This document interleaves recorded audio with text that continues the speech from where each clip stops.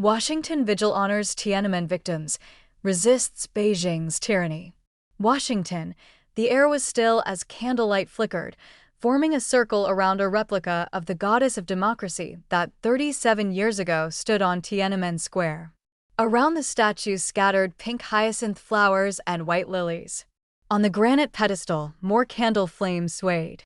To those who love liberty, the inscription reads in part, "The Vigil, hosted on the evening of June 4th by the Victims of Communism Memorial Foundation, honored pro-democracy protesters killed in Tiananmen Square for calling for greater political freedoms in communist China."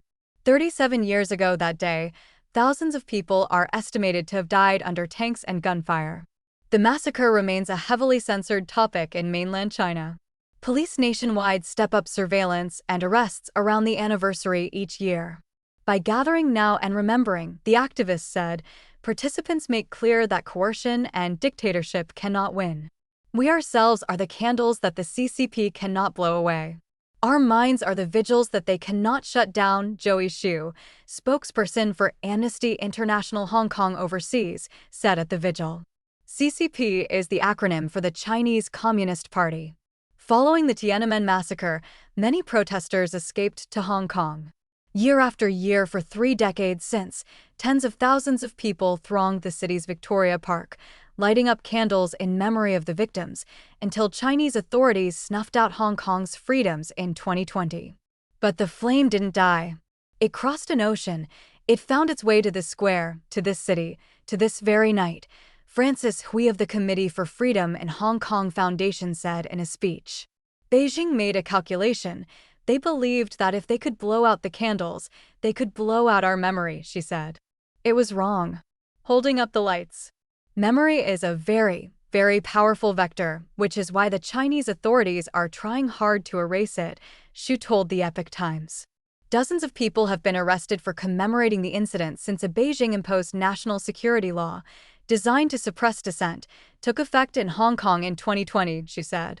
A Hong Kong court in May heard final arguments in a trial for 2 Tiananmen Vigil organizers, with the verdict still pending. Around the 37th Tiananmen anniversary in Beijing, police stepped up identity checks and closed access points to the square. Anyone entering key roads around the area had to show their identification card, locals told the Epoch Times. Chinese authorities also intimidated sources who supplied to the Epoch Times a large tranche of photos documenting the 1989 pro-democracy movement, which the publication made public for the first time on the massacre's anniversary. The Tiananmen bloodshed, 37 years later, remains a vivid reminder that the CCP does not care about its people, Hui told the Epoch Times. The regime would go as far as putting their weapons against its own people because they wanted freedom, she said. Hui was the honoree of the Memorial Foundation's 2026 Dissident Human Rights Award at the Vigil.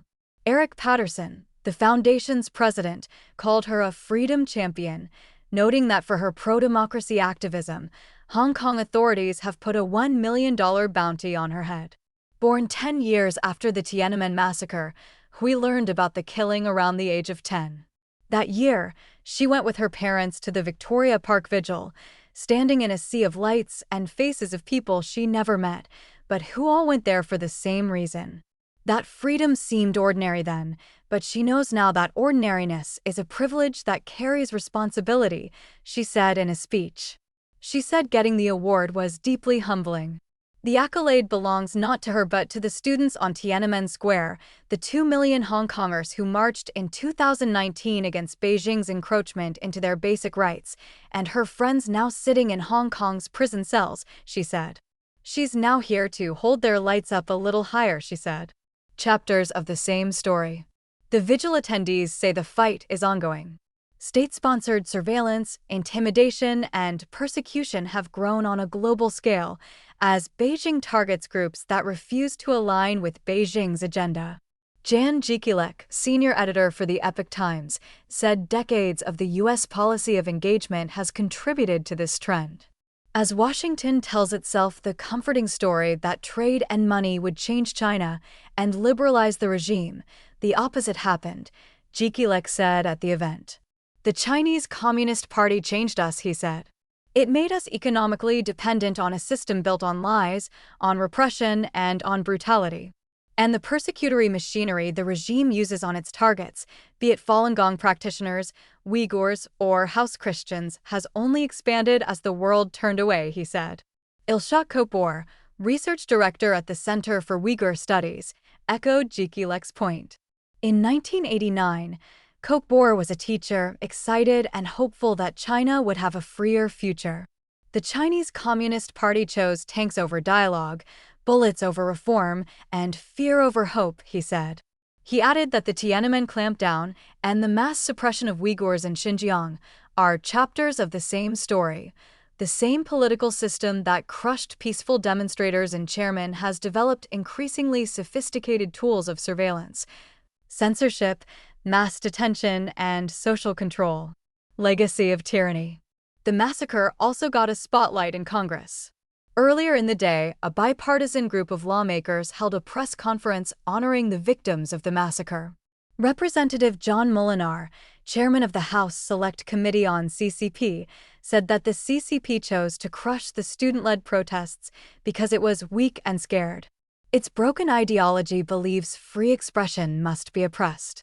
It does not have confidence in its ideas, it denies the existence of faith, and it censors the truth, Molinar said. Representative Raja Krishnamurti, the committee's former ranking member, held up a board showing the Tank Man, an iconic photo of a white-shirt Chinese man standing in the way of advancing tanks. "This is the picture of courage," he said. He then flipped the board over, revealing its blank side.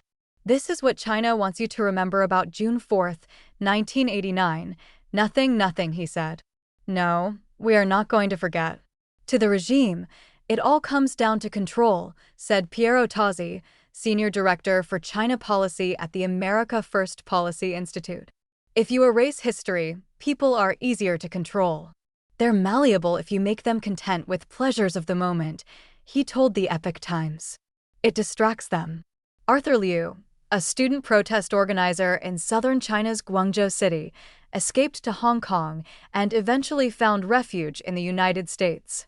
But even here, Chinese spies targeted his then-teenage daughter, a gold medalist for 2026 Olympic figure skating, posing as an International Olympic Committee official to pry for her passport information. "The Communist Party's history is a history of repression," Liu told the Epoch Times. "But the spirit of June 4th lives on," said Xu. When authorities banned Victoria Park vigils, people wore black t-shirts on the streets, held candles, or simply stood outside the park, using what powers they have to creatively resist coercion, she said. She said she hopes that the memories of the tragedy can now turn into fuel for actions. It can be as small as lighting a candle at home, talking to friends about it, or sharing a story on social media, she said. Small or big, she said, just do something. Tozzi, like the others, believes in perseverance. He recounted Ozymandias, a poem by Percy Bysshe Shelley describing a colossal statue built in tribute to a tyrant. "Now it lies there in the sand," he said. "That's going to be the legacy of Xi Jinping and other tyrants."